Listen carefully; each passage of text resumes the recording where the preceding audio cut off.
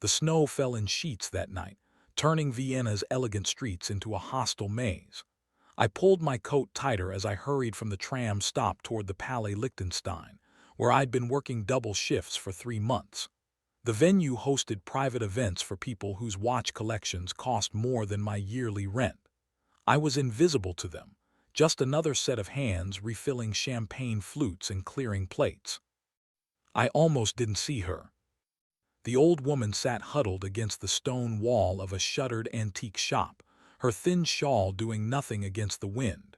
Her lips had gone blue.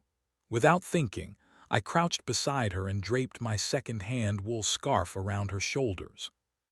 "Grandmother," I said in Polish, the language of my childhood, "you can't stay here.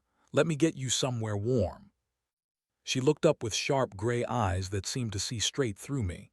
"You're kind, child, but I'm waiting for someone. Not in this storm." I flagged down a taxi I couldn't afford and gave the driver the address of the women's shelter near Karmelitermarkt. She protested weakly, but I was already bundling her inside. I pressed my last 20 euros into her palm before the cab pulled away. I arrived at the Palais 15 minutes late, soaked and shivering. The head server, Klaus, gave me a withering look but said nothing. The event tonight was different, smaller guest list, higher stakes. The usual chatter had been replaced by tense, measured conversation in Italian and German. Men in tailored suits moved through the gilt-edged rooms like sharks circling prey. I kept my eyes down and my hands steady as I navigated between guests with trays of sparkling wine. That's when I felt it, the weight of someone's attention. I glanced up and found him watching me from across the ballroom. He stood apart from the others, taller, his posture radiating the kind of ease that came from absolute certainty. Dark hair, darker eyes, a suit that probably cost what I made in 6 months. But it was the stillness in him that caught me. Everyone else performed. He simply observed. Our eyes met for 3 seconds. Then my phone buzzed in my apron pocket, once, twice, 3 times in succession. Emergency pattern. My blood went cold. I set down my tray and stepped into the service corridor, my fingers fumbling for the phone. The screen showed my aunt's number from Krakow. I answered in Polish, my voice cracking. "What happened?" "It's Babsha," my aunt said, her voice tight with tears. "She collapsed. They're saying her heart, Marta, you need to come home. The doctors say maybe days, not weeks." The phone nearly slipped from my hand. My grandmother had raised me after my parents died. She was the only family I had left. And I was here, 300 kilometers away, serving champagne to people who wouldn't remember my face. "I'll find a way," I whispered. "Tell her I'm coming." When I turned around, he was there. Up close I could see the fine lines at the corners of his eyes, the precise cut of his jaw, the faint scent of bergamot and something darker, like leather and smoke. He didn't smile, but something flickered in his expression, curiosity perhaps or calculation. "You speak Polish," he said in flawless, unaccented Polish. I stepped back startled. Yes. "Fluently, and German clearly since you work here. Italian." "Some, why does it?" "I'm Alexander Kozlov," he said, extending his hand. His grip was firm, warm despite the winter cold. "This is my venue, walk with me." It wasn't a request. He moved back into the ballroom and I found myself following, my heart pounding. Klaus shot me a panicked look as we passed, probably calculating how badly I'd embarrassed him.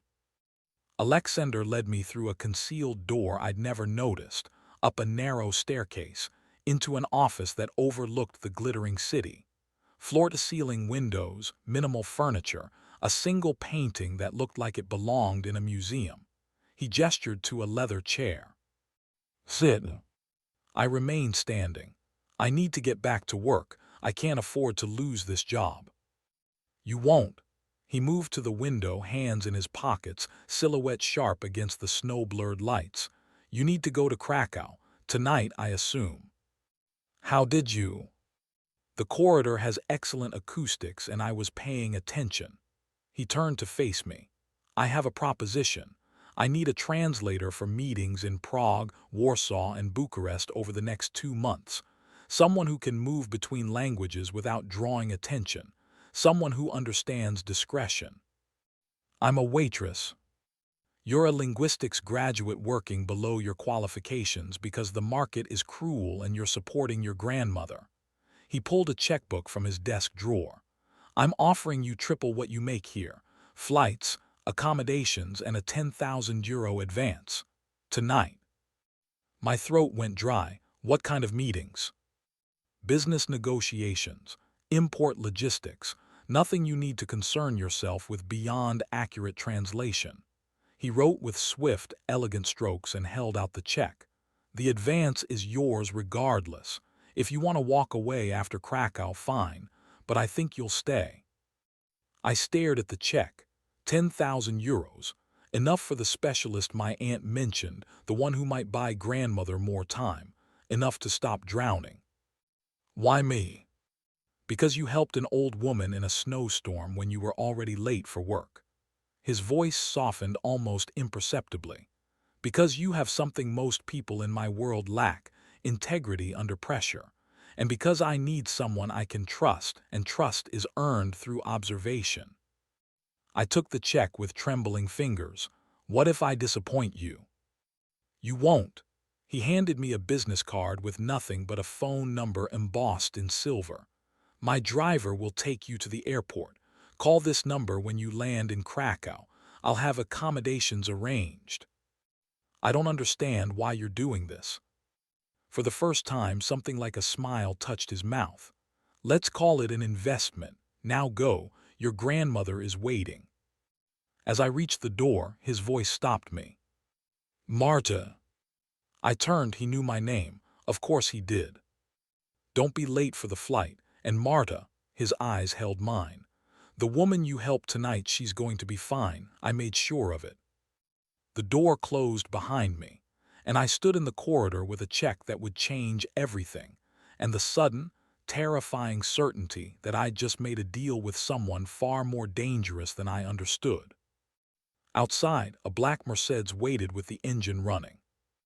The driver said nothing during the ride to the airport, which gave me time to process what had just happened. I called my aunt from the car, told her I was coming, tried to explain the money without explaining the man. She asked too many questions I couldn't answer. The private terminal at Vienna International was small, discreet, and clearly designed for people who valued anonymity over amenities. A woman in a charcoal suit met me at the entrance, checking my name against a tablet. Ms. Kowalski, your flight to Krakow departs in 30 minutes. Gate C through those doors. Mr. Kozlov asked me to give you this. She handed me a leather folder. Background materials for your first assignment. Read them on the flight. I took the folder numbly. Inside were dossiers on 3 companies, financial reports I barely understood, and a note in precise handwriting. Knowledge is protection. AK. The flight was smooth and short. I sat alone in a cabin designed for 6, the leather seats too soft, the silence too complete. I opened the folder and tried to make sense of shipping manifests and contractual amendments, but my mind kept circling back to Alexander's face, the way he'd known exactly what I needed before I said it. The old woman, he'd helped her. How? Why? We landed just after midnight. Another car waited, another silent driver. The hospital was a Soviet-era concrete block with flickering fluorescent lights and the smell of disinfectant masking something worse. My aunt met me in the corridor outside intensive care, her face drawn with exhaustion. She's sleeping, she whispered. But Marta, the doctors say her heart is failing. There's a procedure, but it's experimental and insurance won't. I have money. I showed her the check still uncashed in my purse. Whatever she needs. My aunt stared at the number, then at me. Marta, what did you do? Translation work for a businessman in Vienna. It's legitimate, I promise. I wasn't sure I believed that myself. Grandmother looked impossibly small in the hospital bed, tubes and monitors crowding her like mechanical vultures. I took her hand carefully, afraid of dislodging something vital. Her eyes fluttered open. "Martusia," she breathed, using my childhood name. "You came." "Of course I came, Babsha." Tears burned my throat. "I'm here, and we're going to get you the best care. Money isn't an object anymore." Her grip tightened with surprising strength. "Be careful, child. Miracles come with prices." Before I could ask what she meant, her eyes closed again, and the monitors beeped their steady rhythm. I spent the night in an uncomfortable chair, dozing fitfully. At dawn, my phone vibrated. Unknown number, but I knew who it was before I answered. "How is she?" Alexander's voice, calm and certain even through the static. "Stable, but she needs surgery, something experimental." "I know.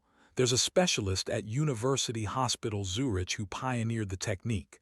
Dr. Henrik Anderson. He's expecting your call." A pause. "I've arranged transport to Switzerland and a private room. Your grandmother will receive the best care available." My hand clenched around the phone. "Why are you doing this?" "Because you fulfilled your end of our agreement by answering that phone. Everything else is logistics." Another pause, heavier this time. "And because I understand what it means to lose the only person who matters. I'll spare you that if I can." "What do you want from me in return?" "I already told you. Translation, discretion, and perhaps eventually trust." His tone shifted, became businesslike. "The logistics coordinator will contact you within the hour. Rest. You'll need it." He hung up before I could respond. The coordinator was a brisk woman named Petra who arrived with paperwork, plane tickets, and a medical escort team. Within 6 hours, my grandmother was on a chartered medical flight to Zurich, and I was sitting beside her, watching the Alps rise like white teeth against a crystalline sky. Dr. Anderson met us at the hospital, a silver-haired man with kind eyes and confident hands. He reviewed grandmother's charts, nodded to himself, and turned to me. "The procedure has an 80% success rate in patients her age and condition. We'll operate tomorrow morning. She's in excellent hands, Ms. Kowalski." "Thank you," I managed. "And the cost?" "Already handled. Mr. Kozlov is an old friend of the hospital. Your grandmother is our guest." Old friend, benefactor. I wondered what those words really meant. They gave me a room in the hospital's family wing, nothing like the Soviet concrete of Krakow. Everything was clean, modern, efficient. I tried to sleep but couldn't, my mind racing through possibilities and consequences. Just before midnight, my phone buzzed again. This time it was a text. "First assignment is in 3 days, Prague, rest until then. AK." I stared at the message, then typed, "Thank you for saving her." The response came immediately. "You saved her. I just provided the tools. Sleep well, Marta." I did, finally, dreamlessly, and woke to news that grandmother's surgery had been moved up to that afternoon due to a cancellation. A good sign, they said. Her heart couldn't wait. I held her hand until they wheeled her away, then spent 4 hours packing the waiting room like a caged animal. When Dr. Anderson emerged, still in his surgical scrubs, he was smiling. "She'll recover fully. 6 weeks of rehabilitation, but full recovery. She's strong." I collapsed into the nearest chair and wept. Later, when I could think clearly again, I called the number on Alexander's card. He answered on the first ring. "She made it through," I said, my voice still rough from crying. "I know, Dr. Anderson sent word." A pause. "Take the next 2 days with her. The assignment can wait." "Why are you being so kind?" The silence stretched long enough that I thought he'd hung up. Then, "Because kindness is the rarest commodity in my world, and I've learned to recognize it when I see it. 2 days, Marta, then Prague." The line went dead. I sat in the hospital corridor, watching nurses move efficiently through their rounds, and wondered what kind of world I'd just entered, and whether I'd ever find my way out. Grandmother woke slowly, groggy from anesthesia but alive, her color already better. I sat beside her bed, holding her hand, watching the steady rhythm of her heartbeat on the monitor. Relief made everything else feel distant and unreal. "You look worried," she murmured, her voice rough but clear. "You just had heart surgery, Babsha. I'm allowed to worry." "Not about me, about him." Her gray eyes fixed on mine with uncomfortable clarity. "The man who made this possible, he's not what he seems. He's a businessman, a benefactor. He's the son of Dmitry Kozlov." She said it like a curse. "I knew his father years ago before you were born. Your grandfather did business with him. Legitimate business that became less legitimate." My stomach dropped. "What kind of business?" "Transportation, logistics, moving things across borders when borders were more flexible." She squeezed my hand. "Dmitri was ruthless, but he kept his word. If his son is anything like him, your debt is real, Martusia. Be careful how you repay it." "You're saying I should walk away." "I'm saying you should go forward with your eyes open." She smiled faintly.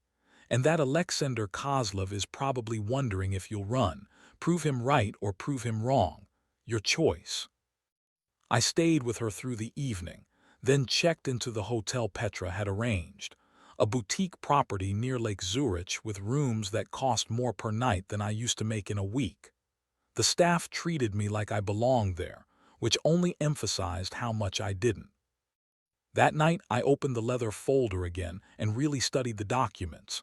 Shipping companies, import-export firms, legitimate businesses with careful gaps in their records, the kind of gaps that suggested activities no one wanted documented. I wasn't naive enough to think Alexander dealt exclusively in legal ventures, but nothing in the papers screamed criminal enterprise. More like strategic ambiguity.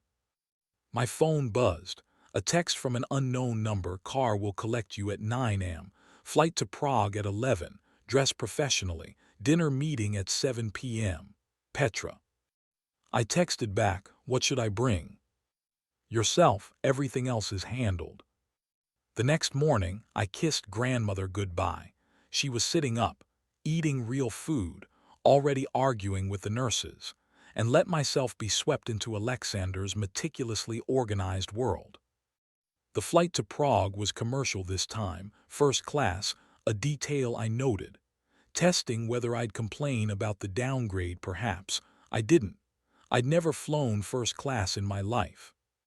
Petra met me at Vaclav Havel Airport with another leather folder and a garment bag.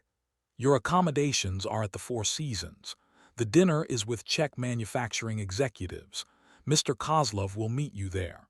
You're translating German and Czech, occasionally Polish if needed. Questions?" "What's the meeting actually about?" She smiled thinly. "That's above my clearance. Translate accurately and you'll find out with everyone else." The hotel room was obscene, all marble and velvet, with a view of Prague Castle glowing amber in the afternoon light. The garment bag contained a dress I'd never have chosen for myself. Deep charcoal silk, elegant without being provocative, paired with understated jewelry that I suspected wasn't costume. I dressed carefully, feeling like I was putting on armor. The restaurant was tucked into a medieval building near the astronomical clock, intimate and discreet. Alexander arrived exactly on time, flanked by two men who radiated controlled violence despite their expensive suits. His eyes swept over me once, assessing, then he nodded approval. "Ms. Kowalski, you clean up well. Mr. Kozlov, you're punctual." The corner of his mouth twitched. "Punctuality is respect, shall we?" The dinner was intense. 3 Czech executives, tense and guarded, negotiating terms for warehouse space and transportation contracts. I translated mechanically, catching undercurrents I didn't fully understand. One executive kept mentioning customs flexibility in ways that made my skin prickle. Alexander never flinched, never pressed, just listened with that unnerving stillness and occasionally asked questions that made the Czechs glance at each other nervously. Halfway through the meal, one executive switched to Italian, probably assuming I wouldn't understand.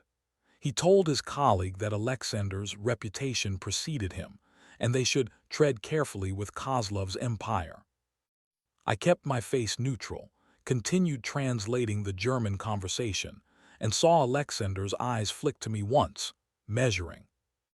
After dinner, as the executives departed with handshakes and forced smiles, Alexander touched my elbow lightly. "Walk with me." We moved through Prague's narrow streets, his security maintaining discreet distance. The night was cold but clear, the city lit like a fairy tale. Finally, he spoke. "You understood the Italian." "Not a question, yes." "And you didn't react. Good." He stopped near the Charles Bridge, gazing out at the dark water. "They're testing boundaries, seeing if I'm as dangerous as my father was. What they don't understand is that I'm more dangerous because I'm more patient." "Should I be afraid of you?" He turned to face me, and in the lamplight his features looked carved from stone. "Everyone should be a little afraid of me, Marta, but not you. Not as long as you keep being exactly what you are." "Which is?" "Honest, competent, brave enough to ask difficult questions." He stepped closer, and I caught that scent again, bergamot and leather and something uniquely him. "I don't need sycophants or accomplices. I need someone who sees clearly and tells the truth. Can you do that?" "Yes." "Even when the truth is uncomfortable." "Especially then." Something shifted in his expression, not quite a smile but close. "Then we'll get along fine. Tomorrow we meet with logistics coordinators. The day after Warsaw. Then back to Zurich to check on your grandmother. This is the rhythm now. Can you handle it?" I thought about the hospital bills I'd never have to worry about, the future that suddenly included possibilities instead of just survival. And I thought about grandmother's warning about debts and prices. "I can handle it," I said, "as long as the translation is really just translation." "It is. Everything else is my problem, not yours." He handed me a key card. "Different room tonight, more secure. The men at dinner have rivals who might be curious about my new translator. Petra will coordinate." "You think I'm in danger?" "I think prevention is cheaper than response. Sleep well, Marta." He walked away before I could reply, his security falling into formation around him. And I was left standing on the bridge with a keycard to a room I hadn't chosen, and the creeping certainty that I'd already crossed a line I couldn't uncross. The new room was 2 floors higher, with a view of different rooftops and a deadbolt that engaged automatically. I lay awake until dawn, listening to the city breathe, and wondered what exactly I'd agreed to translate. Warsaw was worse. The meetings took place in a glass tower near the Palace of Culture, modern and sterile, filled with men whose smiles never reached their eyes. I translated Polish, Russian, and German across negotiations that danced around the actual subject matter like fighters circling before the first blow. Alexander was different here, sharper, colder. His questions cut like surgical instruments, exposing inconsistencies and forcing clarifications. The Polish executives grew increasingly uncomfortable, especially when he asked about discrepancies in customs documentation, in a tone that suggested he already knew the answers. During a break, one of them pulled me aside in the corridor. "Tell your employer that Warsaw has its own rules. We don't take kindly to outsiders making demands." I translated the message to Alexander in his temporary office, all steel and glass, impersonal. He didn't look up from the contract he was reviewing. "Tell him that I'm not making demands. I'm offering opportunities, and that his city's rules interest me significantly less than international law." His eyes met mine. "Word for word, Marta." I did. The executive's face darkened, but he nodded and retreated.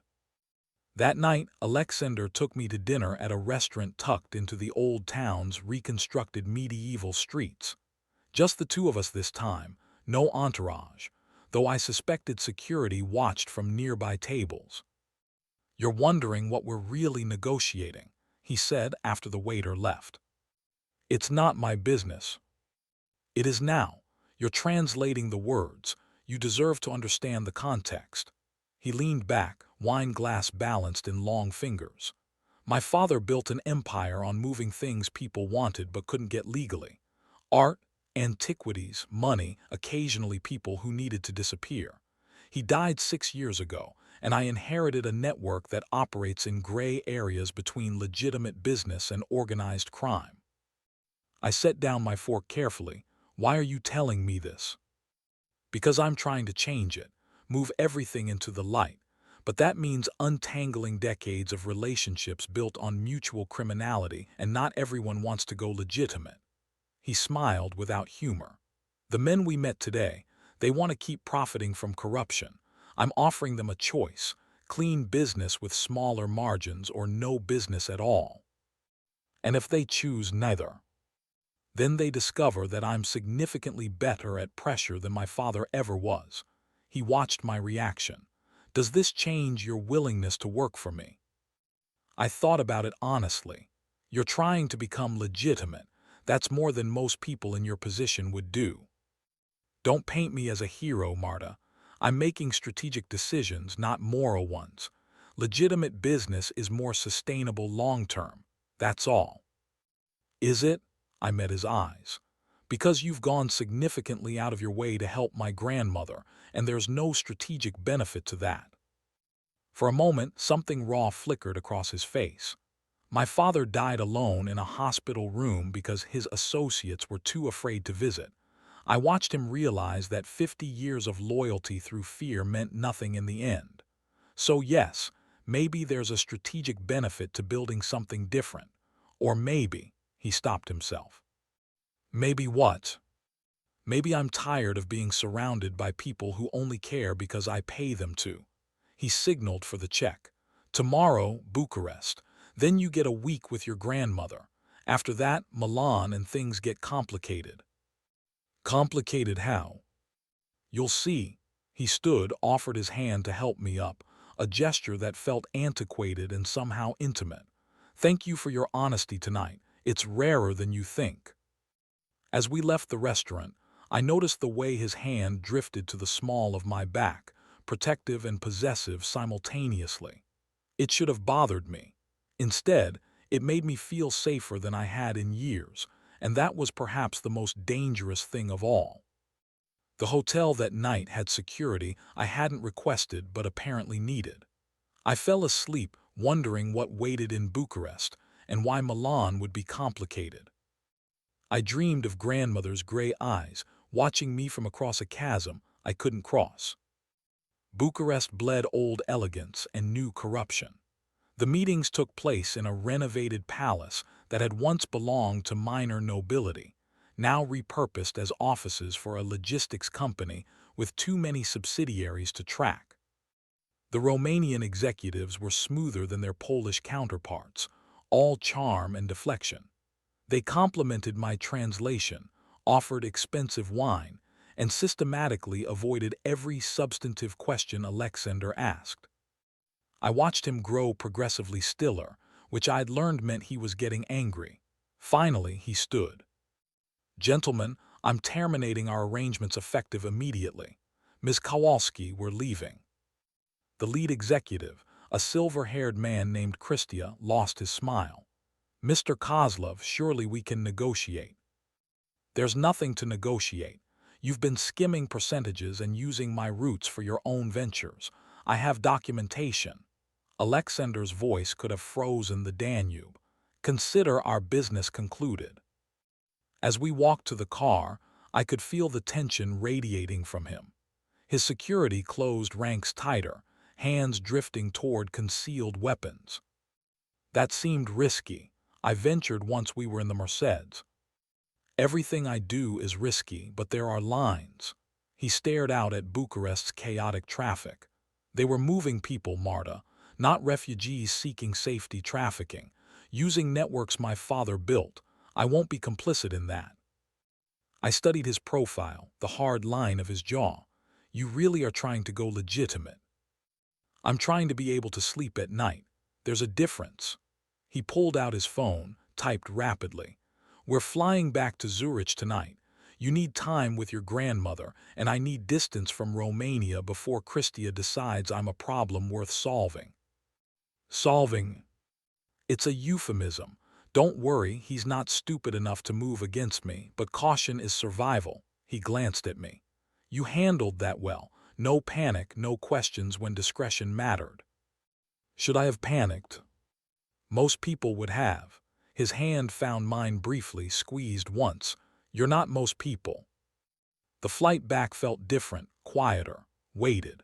Alexander worked through the entire journey, reviewing contracts and making calls in 4 languages, shutting me out professionally even as he'd let me in personally. I dozed fitfully and woke to find his jacket draped over me like a blanket. Zurich welcomed us with pristine streets and cold rain. The hospital felt like sanctuary, clean, bright, safe.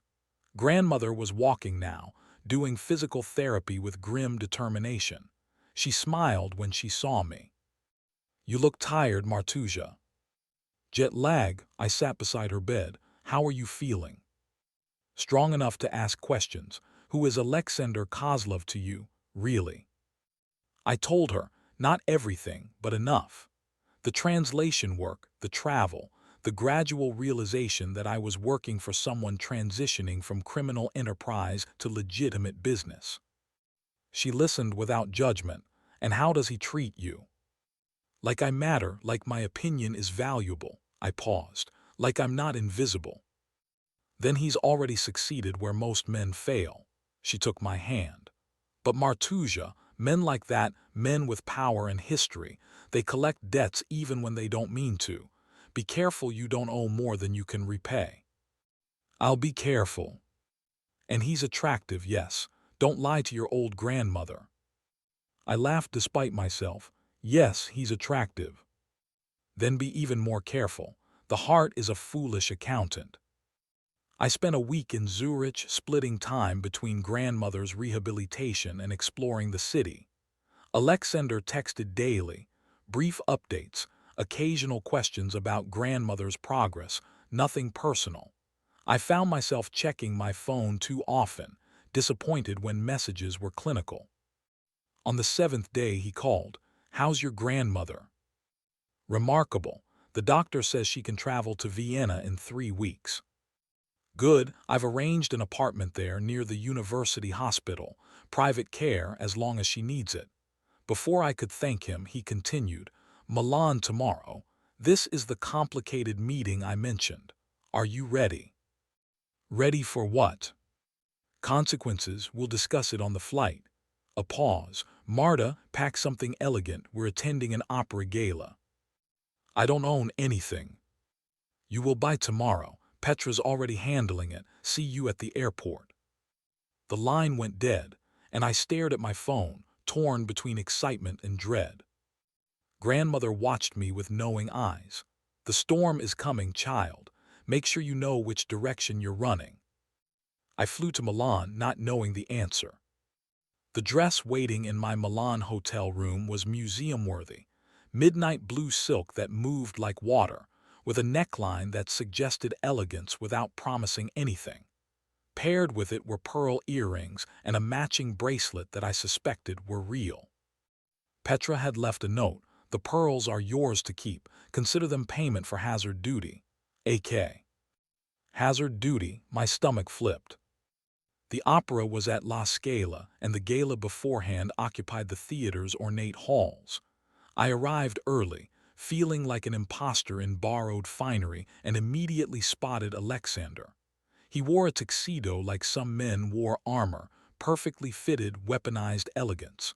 When he saw me, he went still. "You look," he stopped himself. "The pearls suit you." "They're beautiful, but I can't accept." "You can, you will." He offered his arm.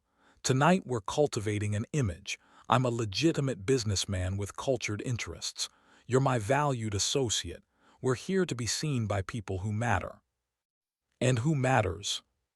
Government officials, banking executives, and one particular rival who needs to understand that I'm untouchable. His hand pressed against the small of my back as we entered the glittering reception. "Stay close. Smile. Translate if needed. Otherwise, just be yourself. The evening was a blur of champagne and conversation, none of it substantive. Alexander introduced me to a parade of powerful people, each interaction carefully choreographed. I noticed how they watched him, with respect, certainly, but also wariness. He was a predator moving through prey, beautiful and dangerous. During the opera's first intermission, a man approached us. Older, immaculately dressed, with eyes like chips of ice. Kozlov, I didn't expect to see you at cultural events. Has the wolf developed taste? Alexander smiled without warmth. Marchetti, still pretending you appreciate Verdi when everyone knows you only attend for the business opportunities. The man Marchetti turned his attention to me. And who is this lovely creature, another acquisition? My translator, and a human being deserving of respect, unlike most of your associates. Alexander's voice dropped to a dangerous register. We're finished here, Marchetti. Take your questions about my operations to your lawyers, not to social events. We're not finished until I say we're finished. Marchetti stepped closer. You think you can clean your father's blood off your hands and pretend to be legitimate. The world knows what you are. The world knows what I'm becoming. There's a difference. Alexander's hand tightened at my back. Now walk away before you embarrass yourself further. For a moment, I thought Marchetti might escalate. Then he smiled coldly and retreated. What was that about? I asked once he was gone. Territorial posturing. He runs a competing network and doesn't appreciate me going legitimate, thinks it makes him look bad by comparison. Alexander guided me toward the exits. We're leaving, now. The opera isn't over. The opera was never the point. His security materialized around us, faces grim. That was a test. We passed. Now we exit before he arranges a more concrete demonstration. We left through a side entrance, moving quickly through Milan's elegant streets to where cars waited with engines running. Only once we were inside, speeding toward the hotel, did Alexander speak again. I'm sorry you saw that. I'd hoped tonight would be simpler. What kind of demonstration did you mean? He hesitated then. Marchetti uses institutions as weapons. Police raids, regulatory investigations, financial audits, all technically legal, all designed to disrupt. He's probably already making calls. Should I be worried? No, but we should expect our Milan trip to be cut short. His phone buzzed repeatedly. He glanced at it, then at me. How do you feel about alpine villages? What?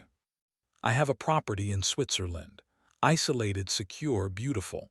We need to relocate you and your grandmother, tomorrow if possible. My heart hammered. You're serious. Completely. Marchetti won't risk open violence, but he'll make life difficult. Better to remove you from the board until I've handled the situation. His eyes held mine. This is me asking, not telling. You can say no, but I'd prefer you safe. The car pulled up to the hotel. Security flanked us immediately, escorting us through the lobby like I was someone worth protecting. In my room, Alexander checked the windows, the closets, every shadow before nodding satisfaction. Pack light, we leave at dawn. At the door he paused. Marta, I need you to know this isn't what I wanted. I'm trying to build something clean, but the old world keeps pulling me back. I know. And you'll still stay. I thought about grandmother's warning, about the debts I was accumulating, about the way my heart raced when he looked at me like I mattered. Yes, I'll stay. Something shifted in his expression. Relief, perhaps, or something more dangerous. He stepped closer, and I could smell bergamot and leather, could feel the heat radiating from him. You're remarkable, he said quietly, and I'm going to do everything in my power to keep you safe. That's a promise.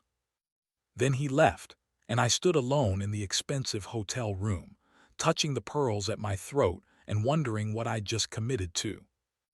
We fled Milan like refugees, though in significantly more luxury. A helicopter collected us at dawn, skimming over the Alps as the sun turned the peaks gold and pink. Grandmother had been collected from Zurich. Petra's efficiency was terrifying, and sat beside me, pale but alert. "This is quite dramatic," she observed dryly. "It's temporary," Alexander said from across the cabin, "until certain business matters resolve." "Business matters?" Grandmother studied him with those sharp gray eyes. "You mean until you've neutralized whoever threatened my granddaughter?" "Precisely." The Alpine village was less village and more private compound, a restored stone chalet clinging to a mountainside, surrounded by pine forest and accessible only by a single winding road. Beautiful, isolated, and unmistakably defensible. Alexander showed us through the property personally. Grandmother got the ground floor suite with views of the valley. I got the second floor, all exposed beams and fireplaces and windows overlooking wilderness. He took the third floor himself. "How long are we staying?" I asked. "Days, maybe weeks. It depends on how quickly I can resolve the Milan situation." He stood in my doorway, backlit by mountain sun. "I know this isn't what you signed up for." "You mean luxurious isolation while you handle mysterious threats?"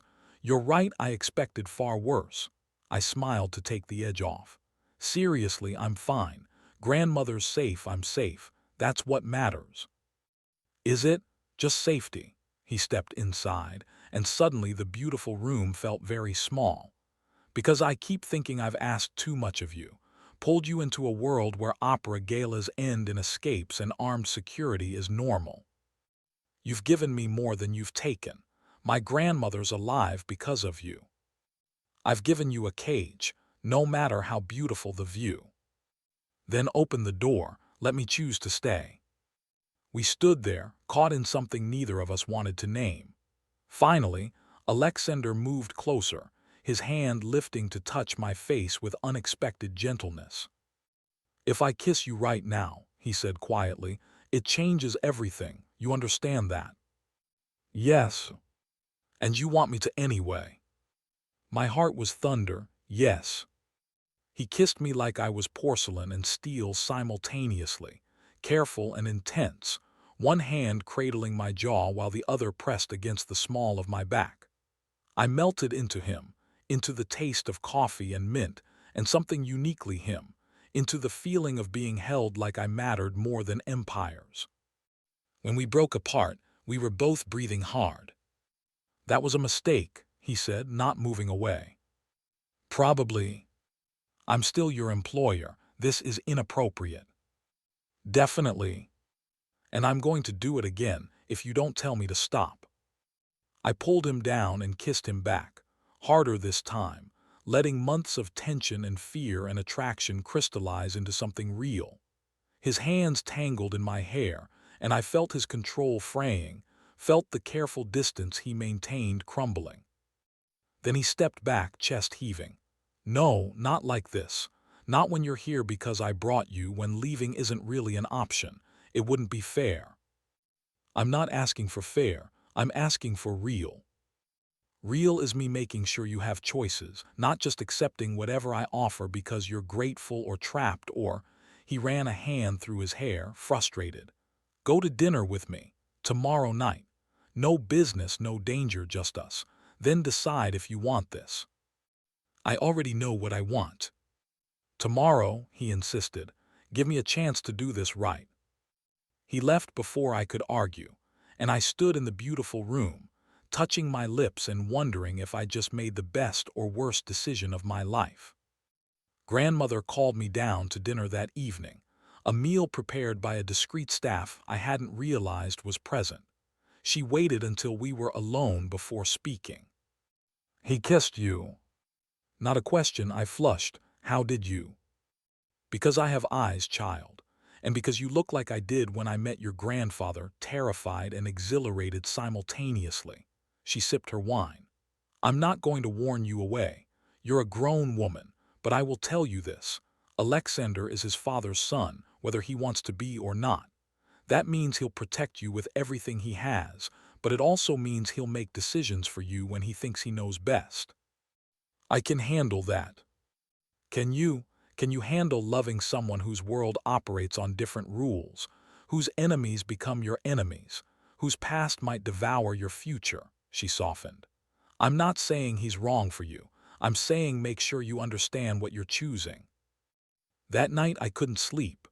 The alpine silence was too complete, too heavy.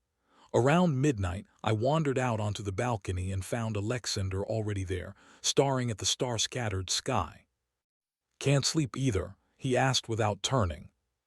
Too much quiet. I'm used to city noise. I come here when I need to think, or when thinking is the problem. He glanced at me. Tomorrow I want to show you something, not for business, for us. What? You'll see, he smiled, real and unpracticed.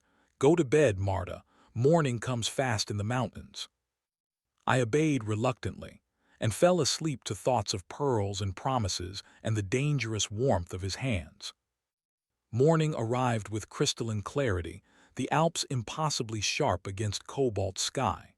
Alexander met me after breakfast, dressed casually in jeans and a sweater that made him look younger, less armored. We're hiking, he announced. I didn't pack hiking gear. Already handled. He gestured to a stack of outdoor clothing, perfectly sized, of course. Meet me outside in 15 minutes. The trail wound through pine forest, steep but manageable, punctuated by views that stole my breath. Alexander walked beside me, pointing out landmarks, telling stories about childhood visits to this mountain when his father was still building the empire. He'd bring me here to teach lessons, he said as we climbed. Business strategy disguised as nature walks, how to read people, when to strike, when to wait. I hated it then. And now I understand why he did it. Some lessons need distance from the world to truly sink in. He stopped at a viewpoint overlooking the valley. The one lesson he never taught was how to walk away, how to choose something different. Is that what you're doing, walking away? I'm trying, but the past has gravity. It pulls you back even when you're running forward. He turned to face me. That's why yesterday mattered, why I stopped. Because I need you to understand that being with me means accepting that pull, the danger, the compromises, the possibility that I fail to become the man I'm trying to be. Everyone carries their past, Alexander. You're not special in that regard. He laughed, surprised. You're very good at puncturing my dramatic pronouncements. Someone has to. I stepped closer. Last night, grandmother told me you'd try to make decisions for me, protect me by controlling me. Is she right? Probably. It's instinct, not intention. When you care about something, you want to shield it from everything that could cause harm. And if I don't want to be shielded, if I'd rather face things honestly than be kept safe in ignorance, then you'll have to call me on it. Remind me that you're a partner, not a possession. His hand found mine. Can you do that? Push back when I overstep. Absolutely. Good, because I need that. Someone who won't let me slip back into my father's patterns.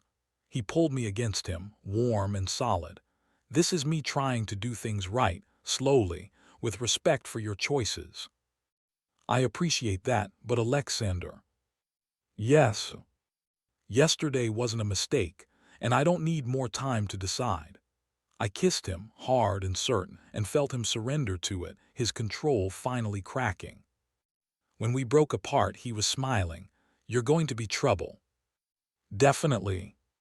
Good, I'm tired of easy. We hiked to the summit, shared a lunch packed by the invisible staff, and talked about everything except business. Books, music, the ridiculous things tourists asked waitresses, the absurd complications of operating in 8 countries simultaneously. We laughed until my ribs hurt, and I realized I'd never seen him unguarded before. Thank you, I said on the descent, for this, for showing me you're more than suits and strategy. Thank you for seeing it. Most people can't look past the surface. He squeezed my hand. Tomorrow, I need to return to Vienna. Business with Marchetti requires personal attention, but you and your grandmother stay here safe until it's resolved. How long? Days, a week at most. His jaw tightened. He's pushing for a meeting. I'm going to give it to him on my terms. Will you be safe? I'm always safe. I'm too valuable to eliminate. I know where too many bodies are buried, metaphorically speaking. He stopped walking, pulled me close. But I'll be thinking about getting back here, to you. We spent the evening by the massive stone fireplace, grandmother dozing in her chair while Alexander and I sat close, his arm around my shoulders, talking in low voices about futures that might be possible. At midnight, he walked me to my door and kissed me goodnight, slow, deep, a promise of more to come. When I get back, he murmured against my lips, we're going to have a serious conversation about what we're building here. I look forward to it. He left at dawn and the chalet felt emptier despite grandmother's presence. I spent the days reading, helping with her physical therapy, exploring the surrounding forest. Petra called daily with updates. Alexander was fine. Negotiations were progressing. Stay put. On the fourth day, grandmother asked me to sit with her by the fire. There's something you should know, she said carefully, about your grandfather and Dmitri Kozlov, about the debt that might not be as resolved as you think. My stomach tightened. What kind of debt? Your grandfather helped Dmitri escape prosecution 30 years ago, testified falsely, destroyed evidence. It saved Dmitri's empire but cost your grandfather everything, his reputation, his business, eventually his life. Dmitri promised to care for our family in return. He paid for your education, Marta. The scholarship you thought you earned. That was Kozlov money. The room tilted. Why are you telling me this now? Because Alexander's kindness might not be kindness. It might be obligation, the final payment on an old debt. Her eyes were sad. I don't know his heart, child, but you should. I spent that night staring at the ceiling, replaying every interaction with Alexander through this new, terrible lens. Was I a responsibility inherited with the empire, a debt to be discharged? When he returned 3 days later, I was waiting in the main hall.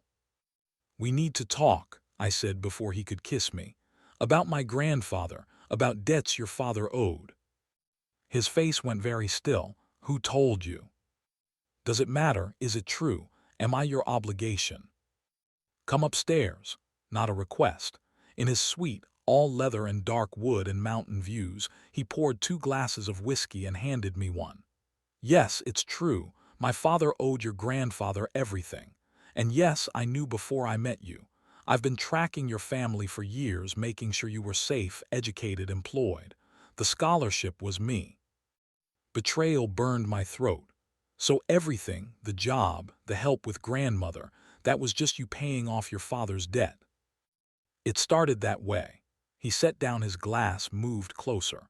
But it stopped being duty the moment you helped that old woman in the snow. The moment you spoke fluent Polish without knowing I was listening. The moment you told off that Czech executive with perfect professional courtesy while letting me know you understood exactly what he was saying. His hands framed my face. You were supposed to be an obligation. You became something I couldn't afford to lose. How do I know that's true? How do I know you're not just saying what I need to hear? You don't, you can't. You have to decide if you trust me. His voice roughened. But Marta, if this was just debt repayment, I'd have stopped at the hospital. I didn't need to bring you into my world, make you my translator, kiss you on a mountain like you were oxygen. I did those things because I'm selfish enough to want you in my life, debt or no debt. I pulled away, needing distance to think clearly. I need time to process this. Take all the time you need. But know this, the debt is paid. Your grandfather saved my father. I saved your grandmother. We're even. Everything from this moment forward is choice, not obligation. Your choice, Marta, always yours. He left me alone with my whiskey and my thoughts. I didn't sleep. By dawn, I'd made my decision. I found Alexander in his study, already dressed in a suit, back to being the polished businessman. He looked up when I entered, cautious hope in his eyes. I want boundaries, I said without preamble. Clear ones. I'm not an employee you can romance when convenient. I'm not a debt to be managed. If we're doing this, if we're really building something, then I need equal footing. Define equal footing. I want to finish my education. Linguistics doctorate on my timeline, not yours. I want to choose where I work, even if it means not working for you. I want financial independence that isn't tied to your generosity. I stepped closer. And I want honesty. No more secret obligations. No more decisions made for my protection without my input. If there's danger, I face it informed, not sheltered. He studied me for a long moment, then nodded slowly. Agreed, all of it. And I'll add one condition of my own: you call me on my bullshit, every time. Because I'm going to slip into old patterns, and I need you to remind me that you're not a thing to be protected, you're a person making choices. Deal. And Marta, the education, the independence, I'll help however you need. Not because I'm paying off debts, but because your success makes me proud. Is that acceptable? As long as it's offered, not imposed. Offered always. He stood, moved around the desk. So where does that leave us? Somewhere new, somewhere neither of us has been before. I closed the distance between us. I'm choosing this, choosing you, but on my terms, not inherited obligations. He kissed me then, fierce and grateful, and I felt the last of my doubts dissolve. This was complicated, maybe impossible, but it was real. That was enough. The next weeks fell into a rhythm. Alexander divided his time between Vienna and the mountain, handling business remotely while Marchetti's threat gradually dissipated under pressure I didn't entirely understand. Grandmother grew stronger daily, her physical therapy progressing ahead of schedule. I spent mornings studying. Alexander had arranged access to online courses at the University of Vienna, and afternoons with him, learning the legitimate side of his business empire. He kept his promise about honesty. When meetings were dangerous, he told me. When decisions involved me, he asked. We argued frequently about risk assessment, about the ethics of transitional business, about whether Switzerland or Austria had better chocolate. It felt like building something real. One evening, I found grandmother watching us with a knowing smile. You remind me of your grandfather and me, she said. We fought like cats, but we loved fiercely. I think you've chosen well, Martusia. Even though his world is complicated. Especially because of that. Simple men bore intelligent women. You need someone who challenges you. She patted my hand. And he looks at you like you hung the stars. That's worth some complications.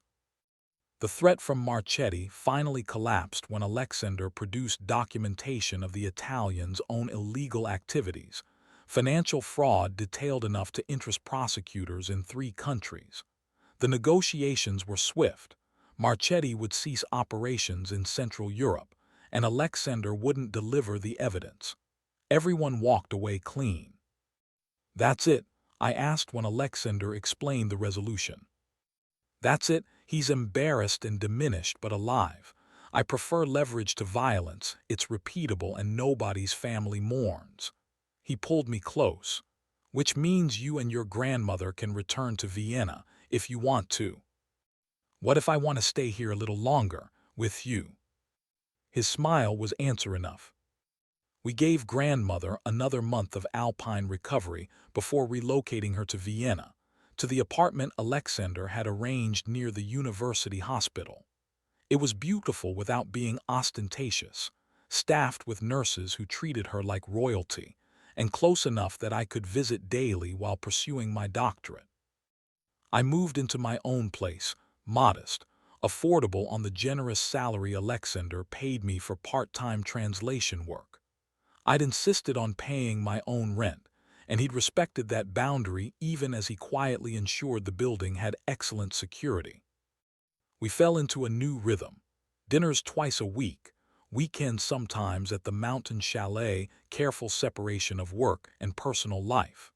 He was trying so hard to give me the independence I demanded that sometimes I had to remind him I wanted him around. That space didn't mean distance. 6 months in, during a weekend at the chalet, he asked me to marry him. Not with a surprise proposal or grand gesture, We'd been discussing it for weeks, debating whether traditional commitment made sense given our unconventional beginning. But sitting by the fire on a winter evening, he simply said, "I want to build a life with you. Officially. Permanently. What do you think?" "I think you should ask properly." He knelt, pulled out a ring, platinum with a single diamond, elegant and understated. "Marta Kowalski, will you marry me? With boundaries and arguments and absolute honesty, for as long as we can stand each other." Yes to all of it. The ring fit perfectly, because of course he'd paid attention. We married in spring, a small ceremony in a Vienna chapel with grandmother as witness. No business associates, no diplomatic complications, just us and the life we were choosing. Grandmother grew frailer that summer, but peacefully, surrounded by care and family. On a perfect August evening, sitting in the Vienna apartment with the windows open to the warm breeze, she took my hand and Alexander's. "Thank you," she whispered, "for letting me see this, for proving that sometimes debts become choices and obligations become love." She died that night in her sleep peacefully, having said all her goodbyes. We scattered her ashes in the mountains, at the summit where Alexander had first kissed me. It felt right, returning her to the place where everything had changed. 5 years later, I stood in the same mountain chalet, watching snow fall through the massive windows. My doctorate hung on the wall, linguistics with a specialization in translation ethics, a thesis that had raised eyebrows and sparked necessary conversations about language and power. Alexander's empire had transformed. Legitimate logistics, clean customs records, partnerships with governments instead of adversaries. He still carried his past, still made decisions I had to challenge, but he'd become the man he'd been trying to build. And I'd become myself, not his translator or his obligation, but his partner.